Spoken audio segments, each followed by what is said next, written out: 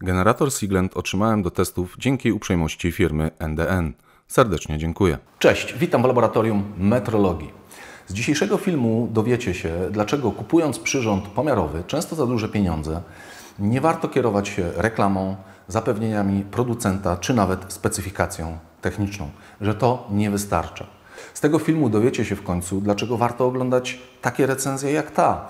Nie mówię, że na moim kanale jest dużo innych twórców, którzy wykonują pomiary, testują przyrządy tygodniami i weryfikują, jak się ma rzeczywistość do deklaracji producenta, a często rozdźwięk jest tutaj bardzo duży.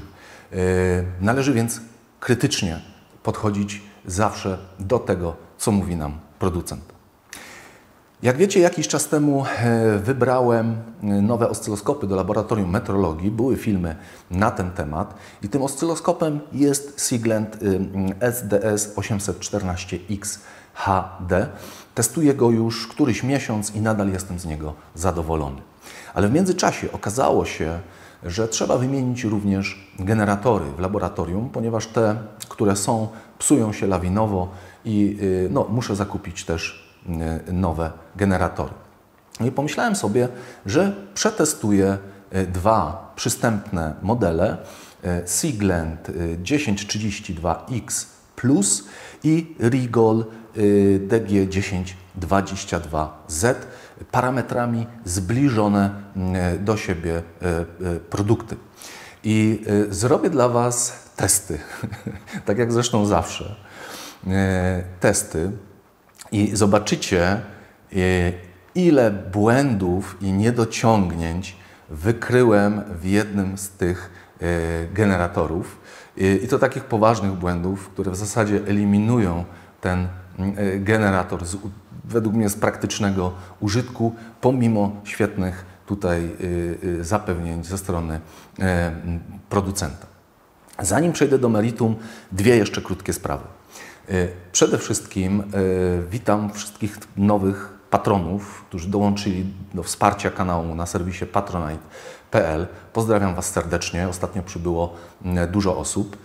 Pamiętajcie, że na patronite.pl macie ekskluzywne materiały dostępne tylko dla Was. Jest tam sporo filmów. Zawsze zachęcam Was do wyrażania swoich opinii, komentowania, poddawania pomysłów na filmy i recenzje, więc patroni mają tutaj jakby wpływ na treści tworzone przeze mnie na YouTube. I druga rzecz. Jakiś czas temu zapowiedziałem wielki test liczników energii elektrycznej, weryfikację dokładności ich wskazań itd. Czekam wciąż na liczniki. Mam zapewnienie ze strony firmy Apator, że takie dwa liczniki, jedno- i trójfazowy, są zlecone do produkcji i będą mi dostarczone. Miałem również kontakt z drugą popularną na polskim rynku firmą dostarczającą liczniki, czyli Elgama. I tutaj miałem dobry kontakt jakby z polskim przedstawicielem tej firmy. Aktualizacja. Już po nagraniu materiału dostałem wiadomość od polskiego reprezentanta Elgama, że firma nie dostarczy liczników do testów. Ja te testy i tak wykonam, ale uważam, że w interesie producenta byłoby, żeby je sam dostarczył. I chcę Was tutaj zapewnić w tym miejscu, że taki test liczników powstanie, ale jeszcze uzbrójcie się w cierpliwość. Tymczasem zapraszam na film.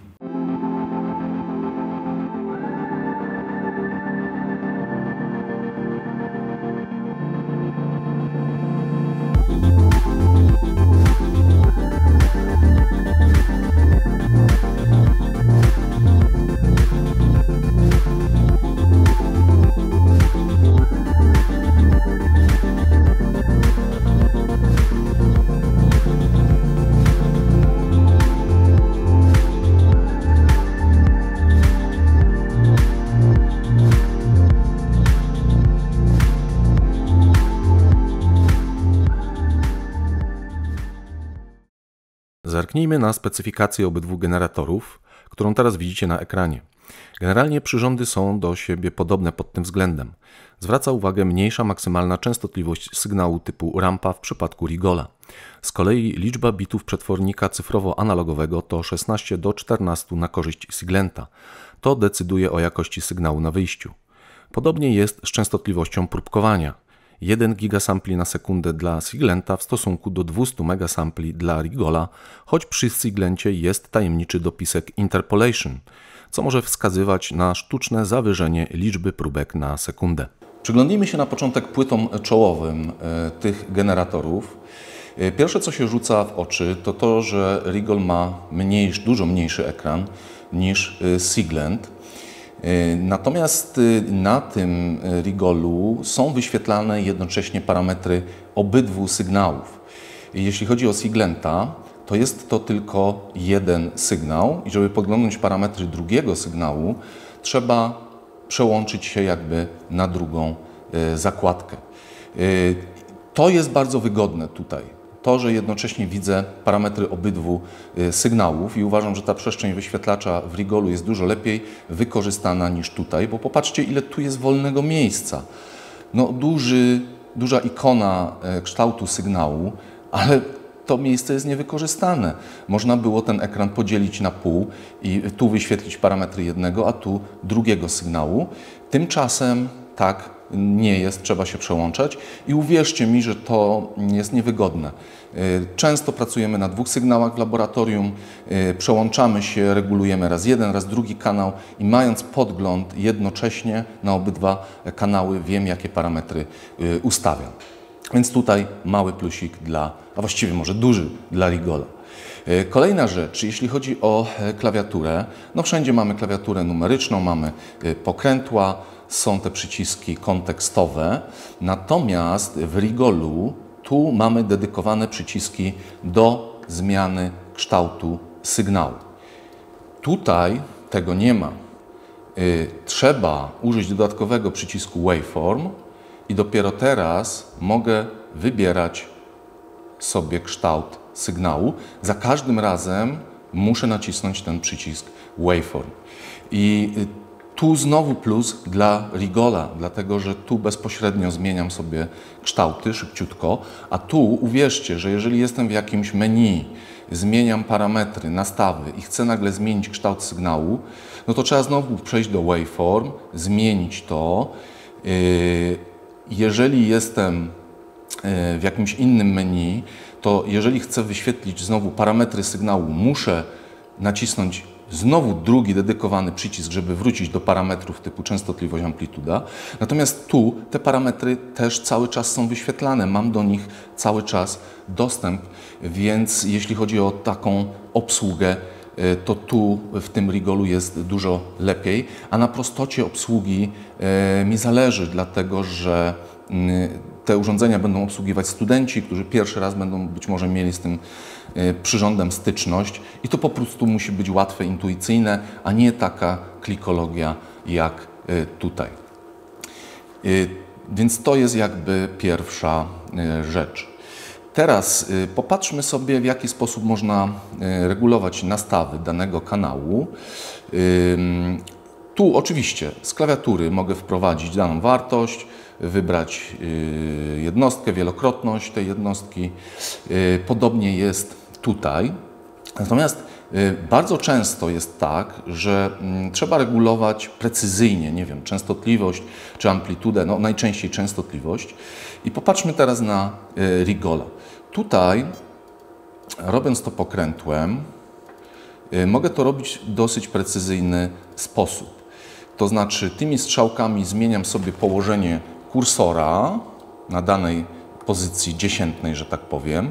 Mogę, jeżeli teraz mam 1 kHz, mogę przejść jakby w lewo na dziesiątki czy nawet setki kiloherców i proszę bardzo, łatwo mogę to regulować na dowolnej pozycji, używając strzałek i tego pokrętła. Wróćmy na 1 kHz. Natomiast popatrzcie teraz na tego Siglenta.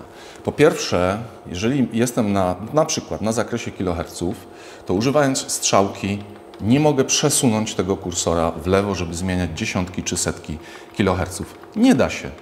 Nie da się. Muszę podregulować, i dopiero teraz wskakuje mi tu kolejna pozycja dziesiętna i żeby iść dalej do góry, muszę regulować. No to nie jest dobrze przemyślane. Kolejna rzecz i uważam bug w tym generatorze, jeżeli teraz jestem na zakresie 1 kHz i będę próbował zmniejszać częstotliwość, to nie będzie tak jak w tym Rigolu, że on tutaj, z sygnałem mi mówi, no nie da się już mniej, przejdź sobie na mniejszą pozycję jakby dziesiętną i możesz teraz jechać w dół. Tu, jeżeli spróbuję to zrobić, popatrzcie, on od razu z kiloherców przeszedł na mikroherce, czyli minimalną wartość częstotliwości, jaką mogę ustawić. To jest jakiś błąd tutaj w oprogramowaniu niewątpliwie. A dodam, że firmware jest tutaj najnowszy zainstalowany, sprawdzałem to.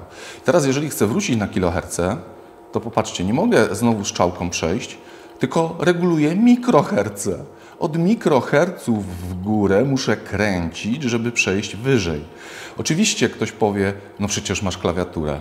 Tak, mam klawiaturę, ale ja chcę precyzyjnie, płynnie tą częstotliwość regulować, a nie tak jak tutaj to widać, popatrzcie. No jest to, funkcjonalność tego pokrętła jest ograniczona zdecydowanie. Dużo lepiej jest to rozwiązane. W Rigolu takich problemów nie ma. Dobrze, zobaczmy sobie teraz, co się dzieje z regulacją amplitudy. Przechodzę sobie na amplitudę i tutaj w Rigolu znowu pełna kontrola tymi strzałkami. Mogę regulować to na dowolnej pozycji, płynnie, przechodzić na większe wartości. Jest to jak najbardziej ok. Zobaczmy, jak jest w Siglencie. Przechodzę na amplitudę. No, mam teraz 4 V, on tak domyślnie ustawia. Nie mogę przejść na pozycję dziesiętną, bo znowu ta strzałka tu nie działa. Jedyne rozwiązanie to jest wprowadzenie tego z klawiatury, tak? Ok. Ale coś będzie działo, jak będę zmniejszał. Jadę w dół, popatrzcie. Tutaj on się ładnie blokuje, nie ma tego błędu, że przeskakuje nagle na minimum, ale jeżeli przejdę na miejsce po przecinku i będę jechał w dół, to popatrzcie. On szybciutko schodzi do milivoltów, do minimalnej wartości, 2 mV, automatycznie jakby, nie blokuje już kursora na danej pozycji. I teraz znowu mam ten problem, że ta strzałka nie działa i nie mogę wrócić na volty, tylko z milivoltów znowu muszę regulować do góry.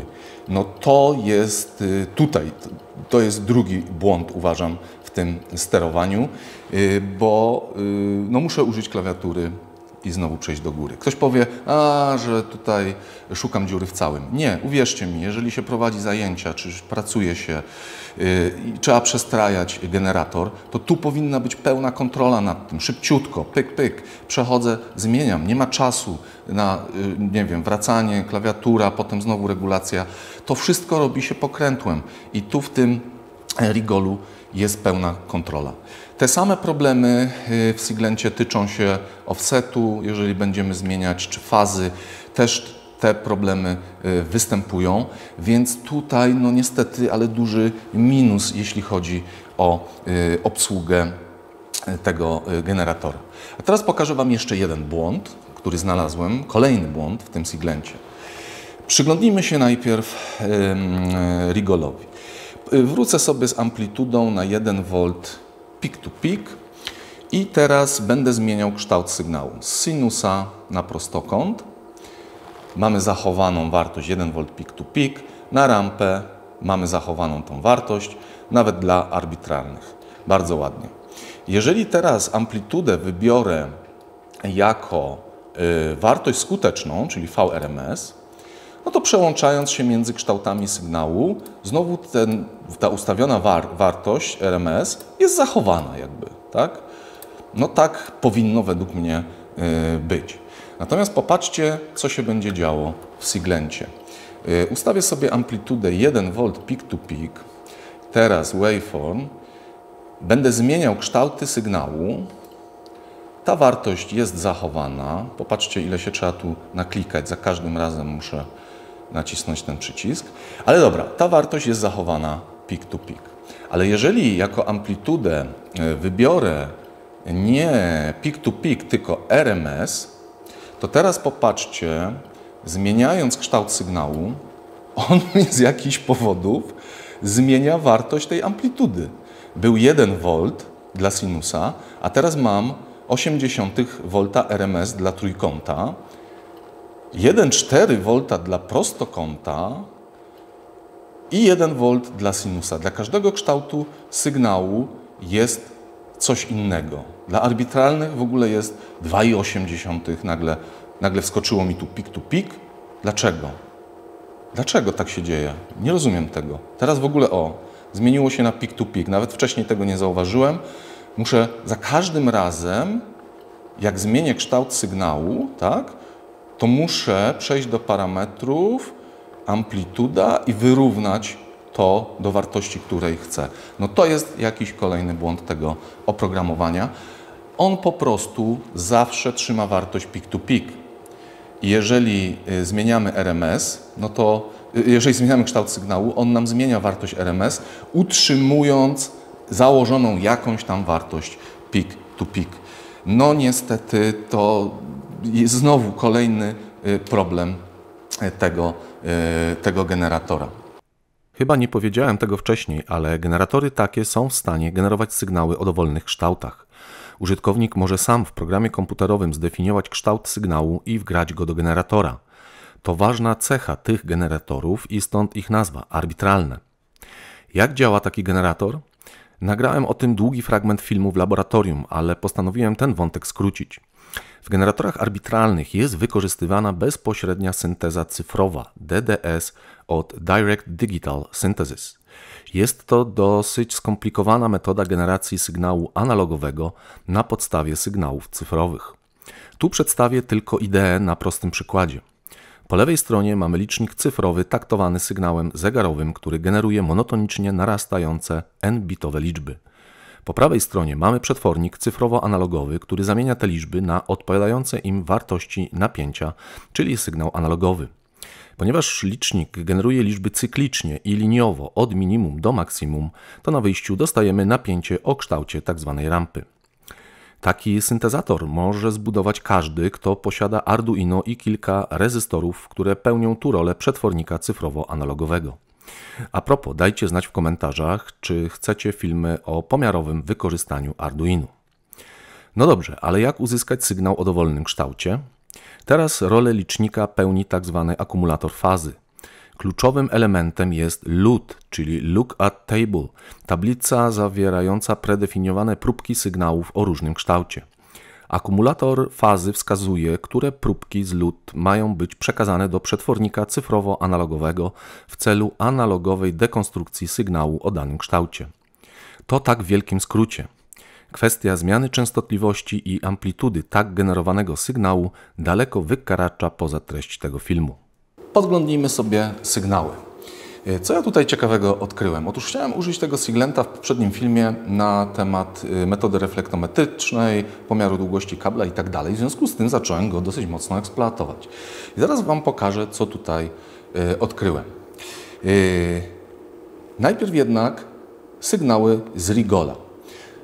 Wydaje się najprostsza rzecz na świecie. Dwa sygnały sinusoidalne o takiej samej częstotliwości i teraz na drugim kanale zaczynam zmieniać częstotliwość sygnału.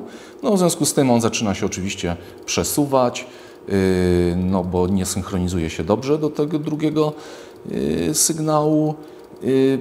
Ale cokolwiek tu robię, jak zmieniam częstotliwość, jak widzimy, jest to realizowane w sposób płynny. Nie ma tutaj żadnych, że tak powiem, zakłóceń, skoków. No wszystko wygląda tak, jakbym się spodziewał. Wrócę na 1 kHz.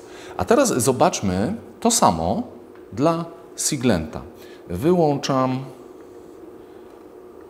Włączam kanały dla Siglenta, synchronizuję się tutaj i teraz popatrzcie. Na drugim kanale zmieniam częstotliwość. Widzicie to? Popatrzcie, co tutaj się dzieje. Widzicie takie jakby zerwania w jednym i w drugim sygnale. Możemy spróbować to sobie uchwycić. Ja tu zmniejszę podstawę czasu i spróbuję zatrzymać akwizycję w którymś momencie, jak to się będzie działo. O! I teraz popatrzcie, przesunę sobie tu i powiększę ten fragment. Popatrzcie, co się dzieje z fazą sygnału. W ogóle nie ma ciągłości sygnału, w którymś momencie następuje jakby zmiana fazy i tak to wygląda, jakby on zaczynał generować od zera. On tutaj ma taką opcję w ustawieniach jak Phase Mode i być może to jest z tym związane, dlatego że tu domyślnie jest ustawienie Phase Locked, czyli on na obydwu kanałach ustawia dokładnie taką samą fazę, to znaczy przesunięcie fazowe między sygnałami jest równe 0 w tym trybie. No i teraz, jeżeli ja zmieniam częstotliwość sygnału, no to on w którymś momencie musi te fazy wyrównać, no i stąd pojawia się takie zjawisko. Mogę co prawda tutaj ustawić z Phase Locked na Independent, czyli niezależne fazy sygnału, ale wtedy nie mam możliwości zmiany przesunięcia fazowego między sygnałami. Więc coś tu jest nie tak. Ale zobaczmy, czy w tym Phase Mode Independent to zjawisko też występuje, jeżeli zmieniam częstotliwość. Zobaczmy. No tutaj chyba już nie. Tak? Czyli to rzeczywiście było związane z wyrównywaniem jakby faz tych sygnałów, tylko w trybie tym independent tego nie ma. Natomiast, tak jak mówię, w tym trybie znowu nie mam kontroli nad fazą. Więc coś dziwnego. W Rigolu w ogóle tych problemów nie ma. Mam pełną kontrolę zarówno nad fazą sygnału, jak i nad częstotliwością. Nie ma tego zjawiska wyrównywania fazy, nieciągłości sygnału. Wszystko jest w porządku. W tym Siglencie coś tutaj zdecydowanie jest przekombinowane.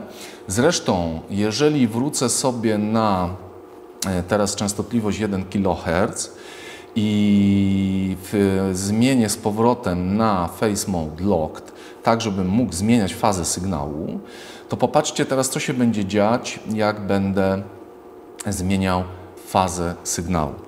Dla sinusa jest w miarę ok, tak? Widać, że te sygnały przesuwają się względem siebie w porządku. Ale jeżeli teraz ja zmienię kształt sygnału i dam tutaj prostokąt na obydwu kanałach, znowu trzeba to przeklikać wszystko, ok. I na drugim kanale będę zmieniał sobie fazę, to popatrzcie, co się dzieje. Znowu jest ten sam efekt. Znowu jest ten sam efekt. Zrywania ciągłości, jakby, no teraz to nie wiem, czego to jest efekt, bo ja reguluję fazę, więc on nie ma czego wyrównywać, a pomimo tego to zjawisko, jak widzicie, tutaj występuje. Więc to jest jakiś kolejny błąd w tym generatorze. Tak być nie powinno. Widzieliśmy, co się działo, kiedy zmienialiśmy przesunięcie fazowe między dwoma sygnałami w obydwu generatorach. A teraz zobaczmy, czy da się zmienić fazę początkową pojedynczego sygnału. Ustawiłem oscyloskop w taki sposób, że synchronizuje się on do zewnętrznego sygnału, a obserwujemy na ekranie sygnał z generatora Rigol. Jeżeli będę zmieniać fazę tego sygnału, to widzimy, że sygnał płynnie się przesuwa w osi czasu. Dokładnie tak, jak powinno to być. Teraz zobaczmy sygnał z generatora Siglent. Zmieniam fazę o pojedyncze stopnie, a jak widzicie na ekranie, sygnał faktycznie zmienia fazę w sposób losowy. W Siglencie nie mamy żadnej kontroli nad tym parametrem. Dla patronów film ze wstępnymi obserwacjami na temat generatorów był dostępny już tydzień temu. Dlatego kilka osób zdążyło wykonać swoje testy i podzieliło się ze mną swoimi wnioskami. Na przykład Andrzej Branicki zweryfikował pod kątem obserwowanych błędów generator Unite i stwierdził, że takie zjawiska nie występują. Andrzej zwrócił też uwagę, że brak przycisków do zmiany sygnałów to najpewniej ingerencja księgowej. Ciekawe. Z kolei pan Jacek Trybuś i pan Karol zrobili testy na swoich Siglentach, ale bez oznaczenia plus. Okazuje się, że tam te problemy również nie występują. Być może te starsze modele nie mają funkcji Face Locked, która jest odpowiedzialna za problemy testowanego Siglenta. Dziękuję wszystkim patronom za dyskusję i komentarze. Dzięki Wam treści na YouTube są bogatsze. Przetestuję teraz funkcję modulacji, na początek modulacji amplitudowej sygnału. Sygnał żółty to jest sygnał z Rigola, sygnał niebieski to jest sygnał z Siglenta. Specjalnie nałożyłem je na siebie, mają one, jak widzicie, takie same parametry, tą samą częstotliwość. No i włączam modulację amplitudy w Rigolu. Może tylko ja sobie, tak ustawię podstawę czasu, żeby to było lepiej widać. Proszę. No i widzimy ładnie, sygnał jest tutaj zmodulowany, ten żółty. Przepraszam, nie tu. Ponieważ głębokość modulacji mam ustawione na 100%, no to dokładnie takiej obwiedni tej modulacji bym się spodziewał. OK, wyłączam modulację w Rigolu, włączam modulację w Siglencie z tymi samymi parametrami. Popatrzcie, co się tutaj dzieje. Z jakichś powodów nagle amplituda tego sygnału mi rośnie. W Rigolu, jak widzieliście, ta obwiednia mieściła się tutaj w zakresie ustawionej amplitudy, a tutaj włączenie modulacji z głębokością 100% powoduje przemodulowanie tego sygnału, tak jakby to było więcej niż 100%. No bardzo dziwne to jest, tym bardziej, że jeżeli ustawię tutaj 120 mogę ustawić maksymalnie, to już praktycznie niczego nie zmienia. 100% to już jest sygnał przemodulowany. Kolejny błąd w tym generatorze. Tak nie powinno być. I przejdźmy do modulacji częstotliwości, modulacja FM. Takie same sygnały. Jeśli chodzi o ustawienia modulacji, to częstotliwość tej modulacji jest na 100 Hz ustawiona, natomiast zmienność częstotliwości na 1 kHz i włączę jednocześnie modulację w obydwu generatorach. Popatrzcie, u góry jest Rigol, na dole jest Siglent. Ja nie jestem specjalistą od modulacji sygnałów, rzadko się tym zajmujemy w laboratorium, ale powiedzcie mi, czy tak powinien wyglądać sygnał modulowany częstotliwościowo jak ten na dole tutaj w przypadku Siglenta, czy raczej powinien być taki stabilny jak w Rigolu. Tu w Rigolu on też troszkę płynie, no ale to, co się dzieje tu w Siglencie, z czym to jest związane? Nie wiem, tak jakby faza się zmieniała tego sygnału? No wydaje mi się, że ten sygnał bardziej odpowiada temu, czego powinniśmy się spodziewać. Zostawmy na chwilę Siglenta, bo wydaje się, że dalsze testy nie mają sensu i skupmy się na pozytywnych cechach Rigola. Jedną z ciekawych funkcji jest konstruowanie sygnału z pojedynczych harmonicznych. Można wybrać, czy mają być to harmoniczne parzyste, nieparzyste, czy może wszystkie oraz można zdefiniować ich amplitudy. Teraz widzicie na ekranie sygnał złożony z 5 harmonicznych o różnych wartościach amplitud, co jest piękną ilustracją twierdzenia Fouriera. W Rigolu w ogóle nie występują problemy z regulacją częstotliwości i fazy. Jednym przyciskiem Align Phase wyrównuje się fazy sygnałów na obydwu kanałach i sprawa jest załatwiona.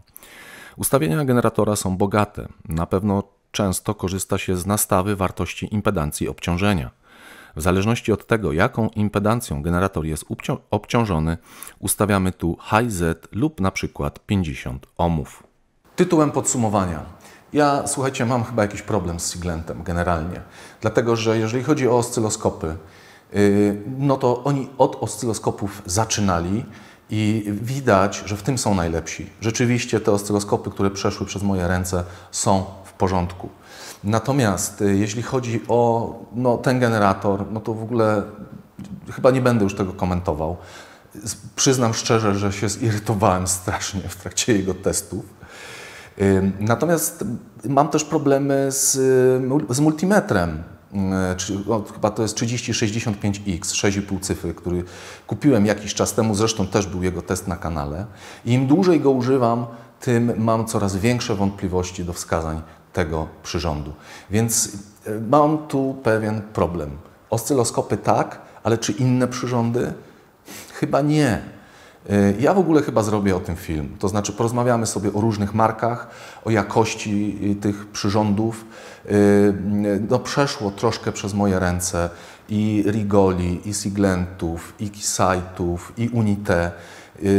Mam już jakiś pogląd wyrobiony na jakość tych przyrządów i może warto zrobić o tym film. Dajcie proszę znać w komentarzu. Decyzję, czy kupić, czy nie kupić, zostawiam jak zawsze Wam. Natomiast moją opinię już znacie. Nowym generatorem w laboratorium metrologii będzie Rigol 1022Z bez najmniejszych wątpliwości. Dzięki za zobaczenie tego filmu. Do zobaczenia następnym razem.